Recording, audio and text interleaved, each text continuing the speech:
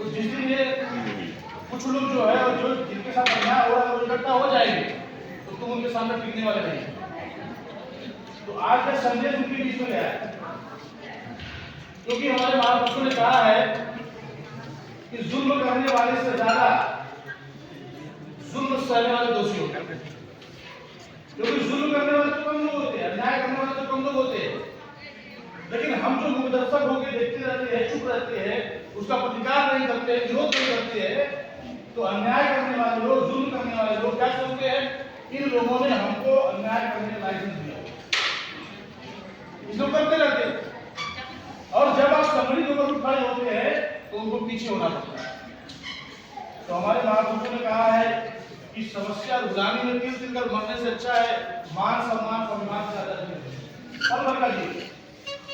तो हमको मान सम्मान सम्मान के साथ जीना है।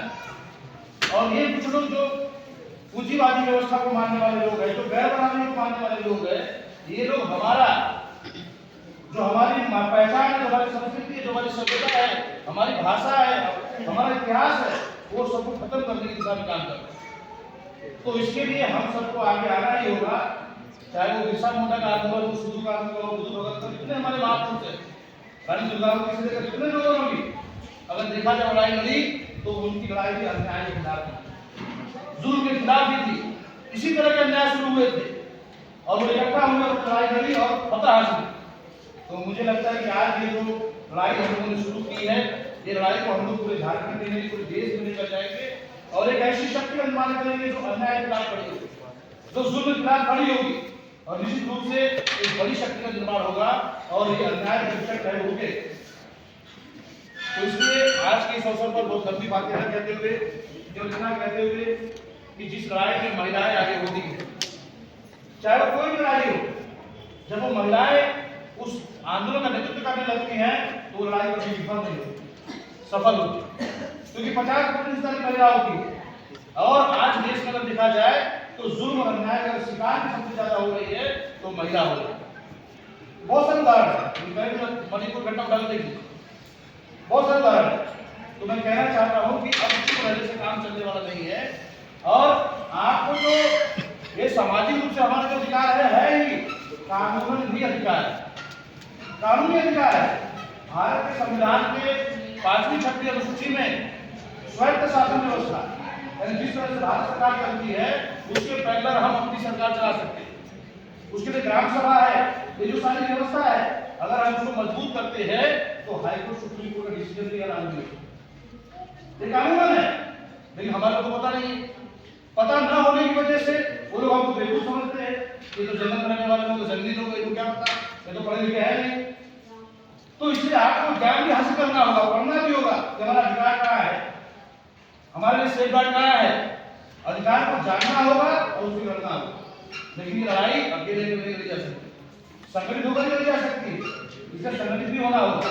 और जब संगठित होंगे तो हम अपने अधिकार को जो है ले सकते। ये लड़ाई केवल जमीन लड़ाई नहीं है, यहाँ इस देश के अंदर आपके हक अधिकार, आपका सब कुछ खत्म करने का अंतर। अभी आपने देखा कि हजरी जंगल कितना बड़ा जंगल काट को खत्म कर दिया, कौन लोग, ये पूंजीपति लोग।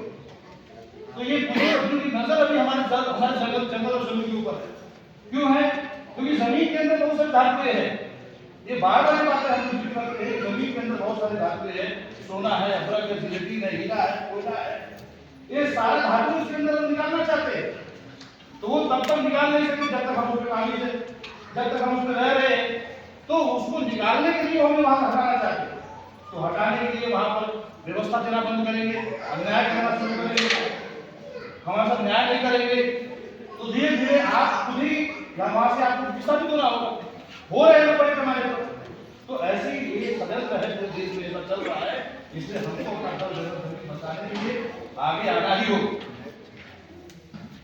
कुछ लोग सोच सकते हैं लड़ाई है, लड़ाई में मौतें भी होती है, तो मौत क्या है?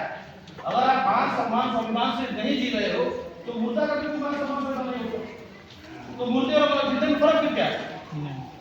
तो आप जिंदा तभी हो जब आप मान सम्मान स्वाभिमान के साथ, तो आप अपने जिंदगी का सबूत देंगे कि हम जिंदा है, और मान सम्मान स्वाभिमान के लिए अपना जो भी आपके पास ताकत है उस ताकत को समझ करके लड़ाई को आगे बढ़ाएंगे।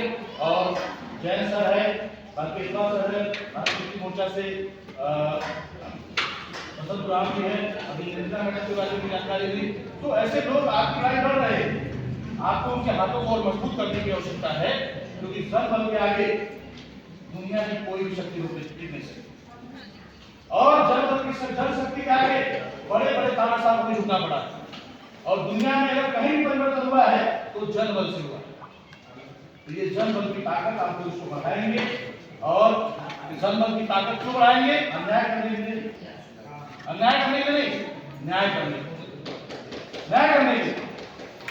क्योंकि उनके पास ताकत है,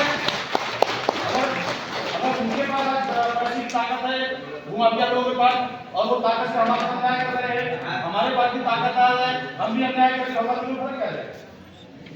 तो हमको अपनी शक्ति बनानी है, ताकत बनानी है, लेकिन जिनके साथ अन्याय हो रहा है, जिनके साथ जुल्म हो रहा है, उनकी मदद करनी है, उसके साथ इंसाफ कायम करने की। तो आप लोग ऐसा करोगे, इसी विश्वास के साथ मैं अपनी बात को यही विराम देता हूँ।